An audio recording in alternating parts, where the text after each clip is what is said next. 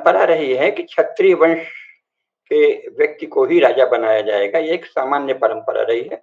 उसका कारण ये है कि जो क्षत्रिय वर्ण है उसके गुण पहले से निर्धारित हैं, गुणकर्म विभाषा है। तो गुणकर्म क्या है? शौर्यम तेजो धृतिर्दाक्ष्यम युद्धे जाप्य पलायनम दानम ईश्वर भावस्य छात्र कर्म स्वभावजम, जिसमें ये स्वभाव रूप से ये गुण हो। कौन से? शौर्यम, शौर्य की आदत हो, वीरता का स्वभाव हो।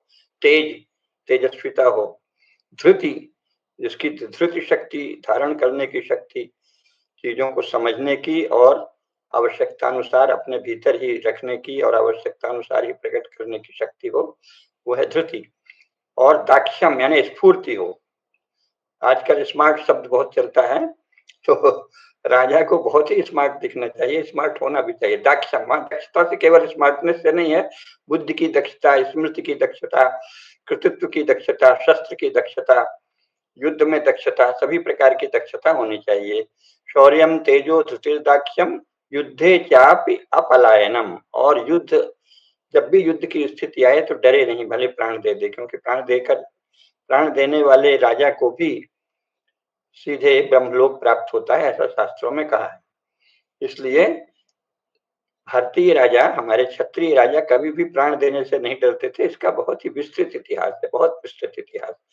और जो एकाध डरता था उसको उसकी माँ तक कैसे धिक्कारती थी, इसका महाभारत में वर्णन है। विदुला जब अपने पुत्र को फटकारती है, कहती है कि तू व्यर्थ ही पैदा हुआ और तू तो समझ लो जैसे मूत्र आदि होते हैं उस तरह का हुआ, तो पुत्र नहीं है आदि। तो इसलिए, और पुनर्जन्म का सिद्धांत, कर्मफल का सिद्धांत सर्वमान्य है हिंदू धर्म में। तो इसलिए लोग ऐसी स्थिति में युद्ध के लिए सदा उद्यत रहते थे और प्राण देने से कभी भी भारतीय शासक झिझकते नहीं थे। वही सच्चा भारतीय शासक है जो आतताइयों, दुष्टों या बाहरी शत्रुओं दोनों से भिड़ जाए, आवश्यकता होने पर उनका शमन करे, और उस प्रक्रिया में अगर उसके प्राण भी चले जाते हैं तो वो सब प्रकार से सम्माननीय है। हम देखते हैं कि हमारे यहाँ इसीलिए राजीव गांधी ने यद्यपि जीवन में कोई वीरता नहीं की, वीरता का कोई भी नहीं है, लेकिन फिर भी चूंकि वो अपना कर्तव्य पालन कर रहे थे प्रधानमंत्री के रूप में और उनके प्राण ले लिए लिट्टे वालों ने, तो उनका जो समाधि स्थल है उसे वीर भूमि कहा जाता है। ठीक है, भारतीय परंपरा के अनुरूप है, क्योंकि आतताई के विरुद्ध कोई कार्य आप कर रहे हैं या समाज में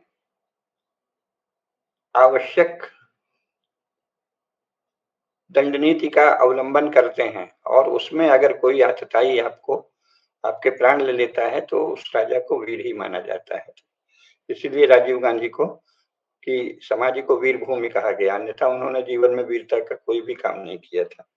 तो और बहुत से उनके कार्यों पर नुक्ताचीनी भी होती थी, कुछ दोष भी बताए जाते थे, लेकिन जब उनके प्राण ले लिए गए तो लोगों ने उनको वीर मान लिया, वीर भूमि। तो ये परंपरा के अनुसार ही है।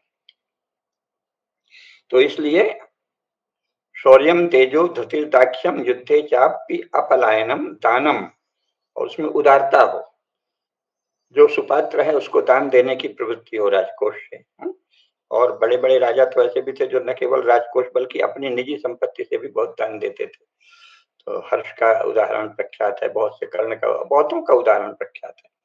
तो और ईश्वर भाव, उसमें सदा ही अपने को सेवक नहीं कहे कि मैं तो विनम्र हूं, मैं सेवक हूं, ये शासक का गुण हमारे यहाँ नहीं बताया गया। उसमें ईश्वर भाव हो, उसमें स्वामित्व का भाव हो, ऐश्वर्य का भाव हो।